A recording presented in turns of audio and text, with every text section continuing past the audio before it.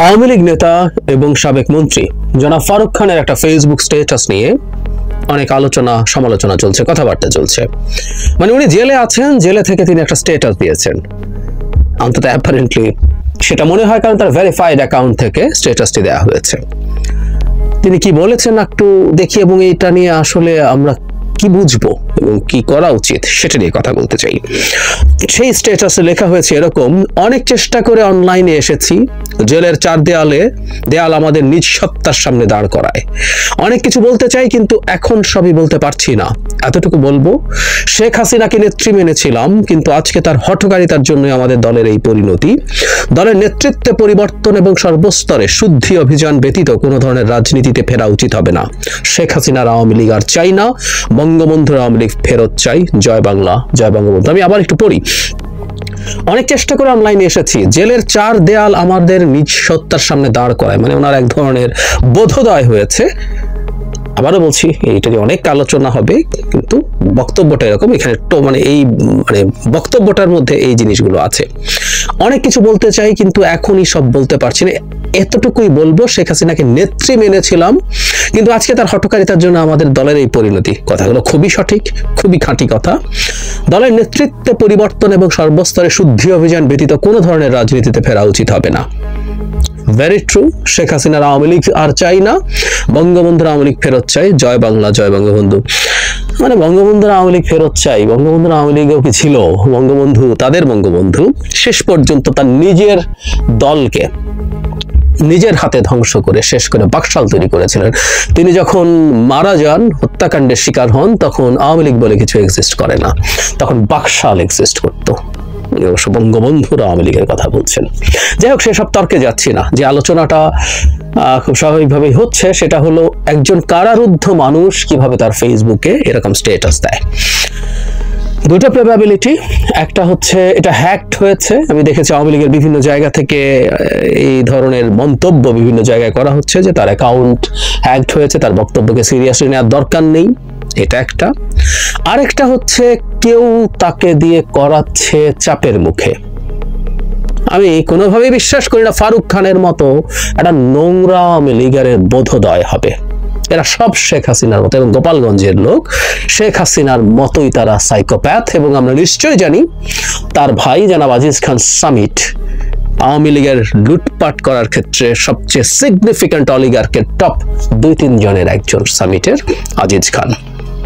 ওনার বোধোদয় হয়েছে, ওনাকে বুঝিয়ে শুনিয়ে ফোন দেওয়া হয়, স্ট্যাটাস দিয়েছেন।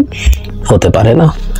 তাহলে তাকে চাপ দিয়ে করা হয়েছে, তার কাছ থেকে তার অ্যাকাউন্টের ইনফরমেশন নিয়ে চাপ দিয়ে কেউ না কেউ এই কাজটা করিয়েছে। সেই সম্ভাবনাও আছে। দুটোর একটা, হ্যাক হওয়া বা কেউ চাপ দিয়ে করিয়েছে। যদি হ্যাক হওয়া থেকে এটা হয় তাহলে তো কিছু বলার নেই, সেটা নিয়ে আমাদের গুরুত্ব বা পাত্তা দেওয়ার কিছু নেই। কিন্তু তাকে চাপ দিয়ে এই ধরনের কোনো কাজ যদি করার চেষ্টা করা হয়, এটাকে আমরা খুব সিরিয়াসলি প্রতিবাদ করব। প্রতিবাদ এই কারণে করব, এসব করে আসলে কিছু অর্জন করা যায় না। চাপ দিয়ে নানা রকম কথা বলানো যেতে পারে, বলতে বাধ্য করা যেতে পারে। যেহেতু সময় এখন তাদের পক্ষে না, তারা এখন নানা কিছু করার চেষ্টা করতে পারেন, কিন্তু এগুলো করে আসলে দিনের শেষে খুব বেশি অর্জন হবে না। এই ঘটনাটা দেখে আমার মুহূর্তেই মনে পড়লো আমাদের 6 সমন্বয়ককে বৈষম্য বিরোধী ছাত্র আন্দোলনের সময় ডিবি হারুন যেমন ধরে নিয়ে গিয়েছিল এবং সেখান থেকে একটা স্টেটমেন্ট পড়ানো হয়েছিল। তখন আমরা ওটা নিয়ে হাসাহাসি করেছিলাম যে আপনি আপনার কাস্টাডিতে রেখে কাউকে যে স্টেটমেন্ট দেওয়াচ্ছেন, এতে হিতে বিপরীত হয়েছে, লাভ কিছু হয়নি, বরং ক্ষতি হয়েছে। এটা কিভাবে নেওয়া হয়েছে, কি হয়েছে, এটা প্রত্যেকে জানে। ওই স্টেটমেন্টকে আমরা কেউ ন্যূনতম পাত্তা দেই নেই।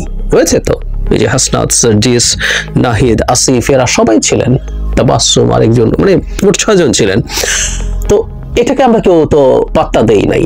ঠিক একইভাবে কাস্টাডিতে থাকা একটা মানুষ সুর করে এত ভালো কিছু হয়ে গেছে, এটা সন্দেহ তৈরি করে। এবং এটা একই ধরনের চর্চা। এটা করে আসলে যদি কেউ চাপের মুখে তাকে এটা করিয়ে থাকেন, কূটকৌশলের মাধ্যমে করিয়ে থাকেন, এটাতে কিছু অর্জন করা যায়নি, বরং ক্ষতি হবে। এতে গ্লোবালি এই আলাপ আওয়ামী লীগ করতে পারবে যে সরকারের কাস্টাডিতে থাকা কারা অন্তরীণ আওয়ামী লীগ নেতাদেরকে চাপ দিয়ে সরকার এই ধরনের কাজ করাচ্ছে। এটা ইন এনি কনসিডারেশন মানুষের মানবাধিকার বিরোধী কাজ, এটা তাদের হাতে অস্ত্র তুলে দেয়। সুতরাং অতি উৎসাহী কেউ যদি করে থাকে, সরকারের আমার মনে হয় খোঁজ খবর নেওয়া দরকার। কোনো এজেন্সি যদি করিয়ে থাকে, এই ব্যাপারে সরকারের কঠোর পদক্ষেপ নিতে হবে। এটার ব্যাপারে যারা করেছে তাদের বিরুদ্ধে অ্যাকশন, এবং ভবিষ্যতে এই ধরনের কিছু যাতে না হয় এই চেষ্টা করতে হবে। আওয়ামী লীগ যদি মনে করে, আওয়ামী লীগের অন্য মানুষজন তারা যদি স্পন্টেনিয়াসলি মনে করে, আবারও বলেছি স্টেটমেন্টের মধ্যে নিশ্চিতভাবে কিছু গুরুত্বপূর্ণ কথা আছে। শেখ হাসিনার নেতৃত্বই এই দলটা ধ্বংস ডেকে এনেছে, অসংখ্য মানুষকে বিপদের মুখে ঠেলেছে, এবং ফলে দেশটাকে শেষ করে দিয়েছে শেখ হাসিনা। এই দানবটা আমাদের এখানে রাষ্ট্র ক্ষমতায় থাকার কারণে, এগুলো সত্য। সুতরাং তাকে বাদ দিয়ে নতুন নেতৃত্বের মাধ্যমেই আওয়ামী লীগ পুনর্গঠিত হতে পারে, এই কথাগুলো একেবারেই সঠিক, যদি আওয়ামী লীগ নামে রাজনীতি করার সুযোগ এই দেশের জনগণ রাখার ব্যাপারে সিদ্ধান্ত নেয়। এগুলো সব ঠিক আছে, এগুলো যদি হয় এগুলো স্পন্টেনিয়াসলি হতে হবে। এরকম কাস্টাডিতে থাকা কাউকে দিয়ে এই ধরনের মন্তব্য করানো হলে না, আমাদের ডিবি হারুনের 6 সমন্বয়কের গল্পটাই মাথায় আসে। প্লিজ এসব হঠকারী সিদ্ধান্ত কোনোভাবেই যেন করা না হয়, এবং যারা করবে তাদের বিরুদ্ধে সরকার যেন ব্যবস্থা নেয়।